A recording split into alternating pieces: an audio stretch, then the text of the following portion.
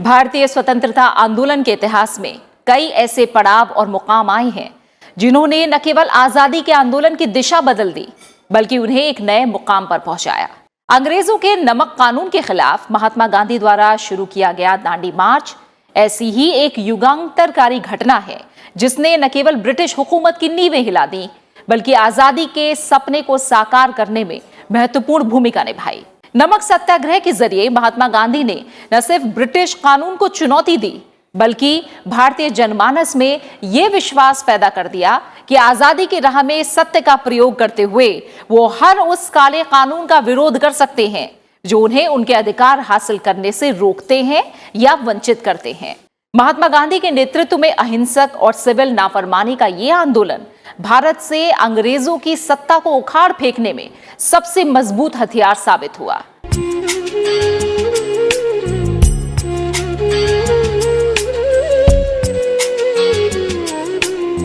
भारतीय स्वतंत्रता संघर्ष का आधार बहुत साधारण लेकिन जमीन से जुड़ा हुआ था। नमक जैसी रोजमर्रा की चीज भी इस आंदोलन में प्रतिरोध की सूचक बनी और प्रतिरोध की शक्ति थी सत्याग्रह, जिसे नाम मिला नमक सत्याग्रह।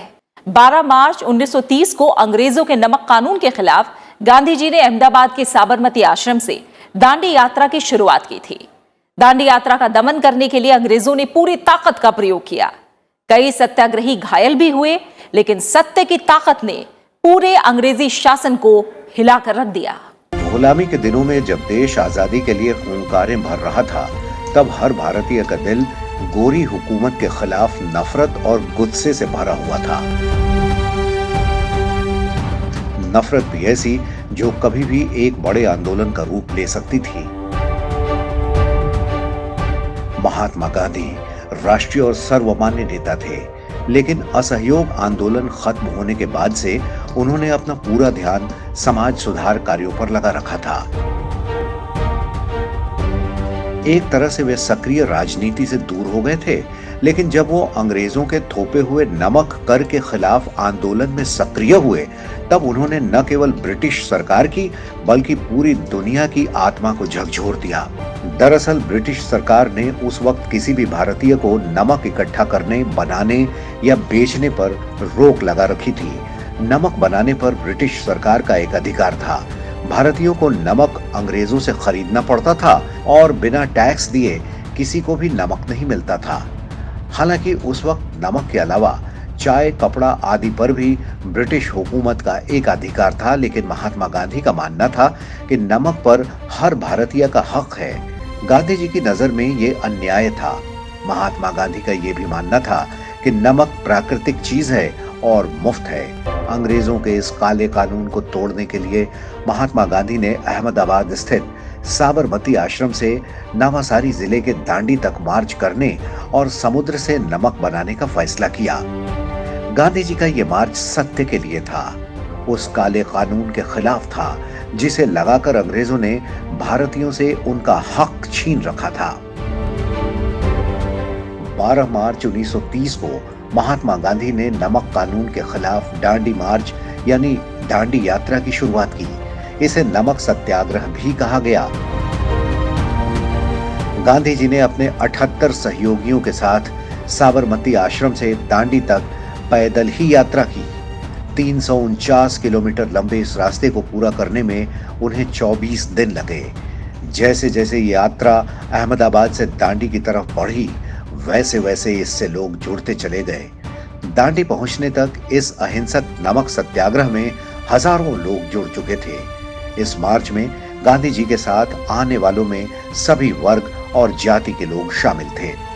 गांधी जी के नमक आंदोलन के बढ़ते प्रभाव को देखते हुए अंग्रेजों ने समुद्र किनारे पड़े नमक को कीचड़ में फैला दिया था, लेकिन गांधी तो गांधी थे। उन्होंने उसी कीचड़ से सने नमक से अंग्रेजों को सबक सिखाया।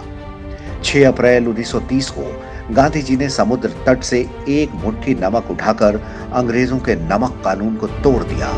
इस मुट्ठी भर नमक से गांधी जी ने अंग्रेजी हुकूमत को जितना सशक्त संदेश दिया, उतना मजबूत संदेश शायद शब्दों से नहीं दिया जा सकता था। हालांकि नमक कानून भंग करने के बाद अंग्रेज सिपाहियों ने सत्याग्रहियों पर लाठी डंडे भी बरसाए लेकिन उन देशभक्तों ने न ही पलटकर वार किए और न ही वहां से पीछे हटे। ब्रिटिश सरकार के लिए यह बहुत बड़ा झटका था। गांधी जी के इस साहसिक कदम की चर्चा और प्रशंसा पूरी दुनिया में होने लगी। गांधी जी को 5 मई 1930 को गिरफ्तार कर लिया गया, लेकिन इससे पहले वे नमक कानून तोड़कर राष्ट्रीय और अंतर्राष्ट्रीय स्तर पर एक लहर पैदा कर चुके थे।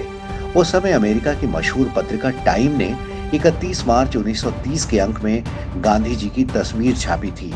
यही नहीं, साल 2011 में टाइम पत्रिका ने महात्मा गांधी के दांडी मार्च को दुनिया को बदल देने वाले 10 महत्वपूर्ण आंदोलनों की सूची में दूसरे स्थान पर रखा।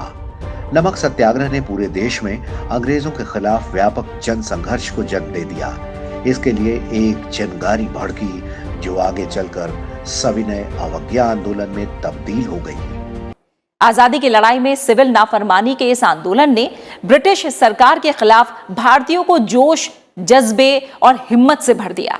दांडी यात्रा भारतीय स्वतंत्रता संग्राम की उन महत्वपूर्ण घटनाओं में से एक है जिसने स्वतंत्रता प्राप्ति के सपने को साकार करने में निर्णायक भूमिका निभाई। इस यात्रा के जरिए गांधी जी ने सत्याग्रही साथियों की मदद से सत्य का ऐसा रास्ता अपनाया जिससे अंग्रेज हक्के बक्के रह गए। सत्य और अहिंसा के दम पर सविनय अवज्ञा के मंत्र से गांधी जी ने अंग्रेजों की सत्ता को उखाड़ फेंका। दरअसल फरवरी 1922 में असहयोग आंदोलन खत्म करने के बाद महात्मा गांधी ने खुद को सामाजिक सुधार के कार्यों की तरफ मोड़ लिया था।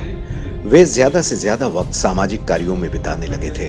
हालांकि उन दिनों राष्ट्रीय राजनीति में आंतरिक बहस और अशांति का दौर जारी था। इन सभी गतिविधियों के बीच 20वीं सदी के आखिरी सालों में 2 ऐसी महत्वपूर्ण घटनाएं घटी जिन्होंने भारतीय राजनीति की रूपरेखा बदल कर रख दी। पहला मुद्दा था विश्वव्यापी आर्थिक मंदी का असर। इसकी वजह से किसानों को अपनी उपज बेचना और लगान चुकाना भारी पड़ने लगा था। दूसरी तरफ ब्रिटेन की सरकार ने 1927 में सर जॉन साइमन के नेतृत्व में एक वैधानिक आयोग का गठन कर लिया, जिसे भारत में संवैधानिक प्रणाली की जांच और बदलाव के लिए सुझाव देना था। इस आयोग के सभी सदस्य अंग्रेज थे। भारतीयों के स्वाभिमान पर यह एक चोट थी और इसकी वजह से भारत में साइमन कमीशन का भारी विरोध हुआ। वहीं दिसंबर 1929 में कांग्रेस का वार्षिक अधिवेशन लाहौर में हुआ। इस अधिवेशन में पूर्ण स्वराज की मांग को औपचारिक रूप से मान लिया गया और तय किया गया कि 26 जनवरी 1930 को पूरे देश में स्वतंत्रता दिवस के रूप में मनाया जाएगा। January the 26th, 1930 was celebrated as Independence Day all over the country.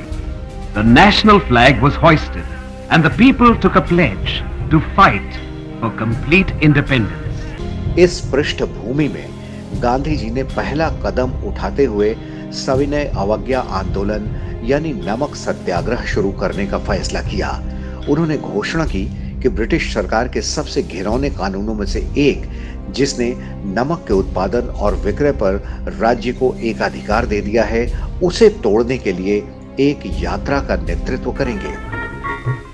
वैष्णव जन तो तेरे कहिए जे पीड़ पराई जाने रे। हालांकि अपनी यात्रा शुरू करने से पहले महात्मा गांधी ने तत्कालीन वायसराय लॉर्ड इरविन को खत लिखते हुए नमक कर को खत्म करने की मांग की थी, लेकिन इरविन ने इसका कोई जवाब नहीं दिया। तब गांधी जी ने नमक कानून को तोड़ने के लिए दांडी यात्रा का ऐलान किया, एक ऐसी यात्रा जिसने राष्ट्रीय आंदोलन की दशा और दिशा बदल दी। इस आंदोलन ने स्वतंत्रता संग्राम की लहर को न केवल गति दी, बल्कि सविनय अवज्ञा आंदोलन की जड़ों को पूरे देश में व्यापक रूप से फैलाने में निर्णायक भूमिका अदा की। भारत के इतिहास में महात्मा गांधी की एक यात्रा ने बदलाव की ऐसी बयार चलाई जिसने पूरे भारत में अंग्रेजों के विरुद्ध जन संघर्ष का व्यापक आंदोलन खड़ा कर दिया।